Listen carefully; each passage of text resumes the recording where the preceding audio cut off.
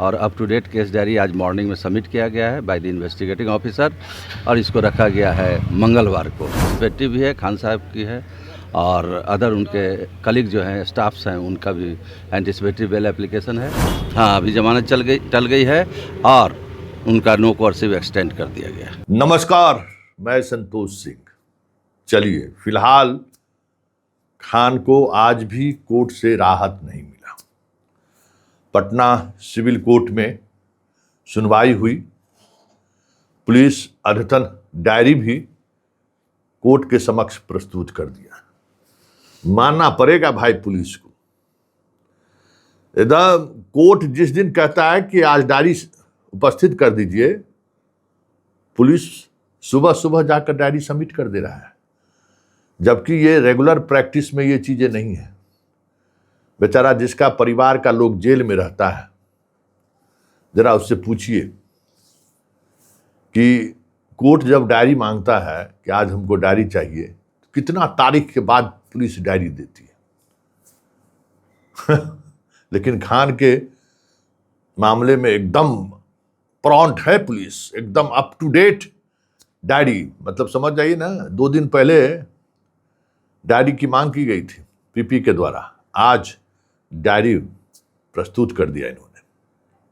हालांकि पीपी साहब आज फिर समय ले लिए कि भाई डायरी आया है तो पढ़ेंगे तब ना भाई सुनवाई होगी। तो मंगलवार तक के लिए जो है सो इनका कामकाज जो है सो बढ़ गया है जमानत वाला। तब तो शुभंकर मिश्रा का क्या होगा वो तो रविवार को पूरा तैयारी किए हुए था खान का इंटरव्यू लेने के लिए, और खान का इंटरव्यू लेने के लिए पूरा एकदम बजाबते लोगों से राय मांग रहा था कि राय दीजिए, राय किस तरीके का सवाल आप चाहते हैं। हाँ, एगो हम लोग के यहाँ जो है ना वो कहावत है कि बेटी बच्चा जो है ना, जब ढोल नगारा का वक्त आता है तो इसी तरीके से गांव के आदमी तरफ घूम के कहेगा कि रे हमारा ऐसा दामाद ककरो मिल लो रे। तो वही बात है शुभंकर का, समझे ना। चले हैं सवाल पब्लिक से पूछने के लिए कि पब्लिक बताइए कि खान के लिए क्या सवाल आप चाहते हैं। खैर, खान के वकील साहब कहे हुए हैं कि बाबू रे, मीडिया उडिया के सामने मत जाओ जब तक तुमको रेगुलर बेल नहीं मिलता है।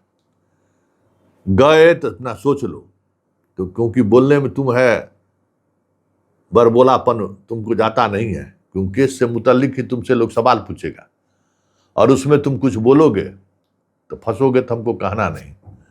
तब पता नहीं शुभंकर भाई पूरा तैयारी कर रखे थे एकदम जबरदस्त कि खान आएगा तो एकदम टीआरपी बटोरिए लेना है। जैसे रोशनमा को रुला के बटोर लिए ना, उसी तैयारी में था। रोशनमो को लगा कि हाँ भाई का हम न्याय की लड़ाई जीत गए। जाके एगो आदमी के पास खूब रोए, 14 मिलियन आदमी देखा, पता नहीं कितना लोग देखा है। इस सबको तो मिलियन में लोग देखता है। आंसू बहाया, अब गांव में बैठ के हनुमान जी का मंदिर बना रहा है।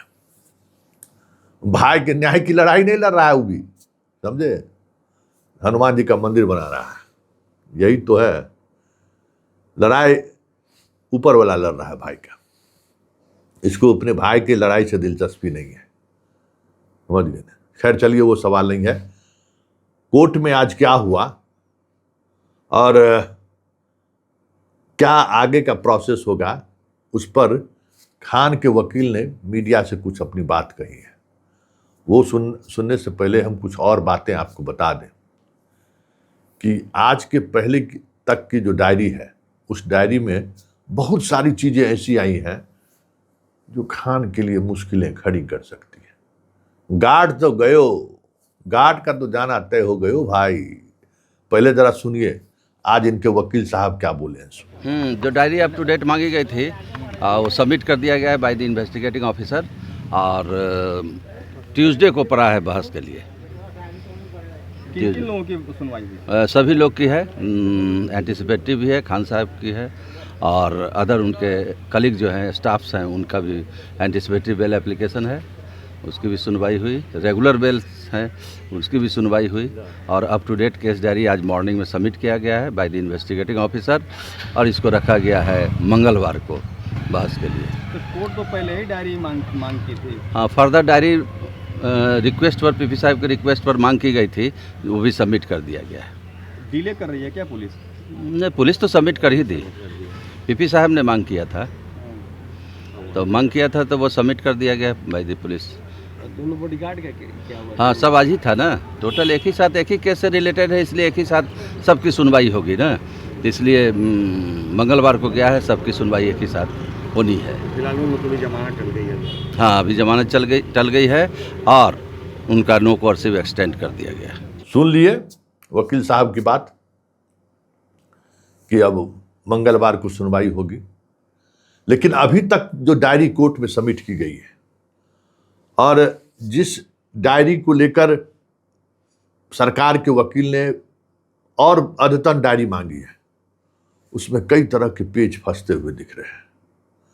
और ये पेज कह सकते हैं कि आने वाले समय में जमानत को लेकर, अग्रिम जमानत को लेकर और बॉडीगार्ड के नियमित जमानत को लेकर जो कानून के जानकार हैं उनकी माने तो मुश्किलें बढ़ गई हैं, क्योंकि हथियार लहराना और आत्मरक्षार्थ गोली चलाना ये तभी होगा ना कि जब आपके पास लाइसेंसी सब कुछ होगा।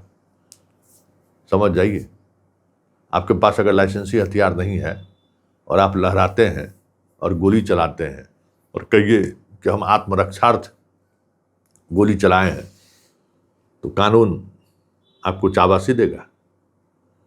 ये कानून क्या करेगा, देखते चलिए आगे आगे, क्योंकि बहुत सारी चीज़ें सामने आई हैं और वो चीज़ें कहीं न कहीं इस बात को इंगित कर रहा है कि आने वाले समय में खान के लिए राह आसान नहीं है। एंटीसिपेटरी बेल तो है ही, उसमें मान लीजिए कि जो वक्त लग रहा है।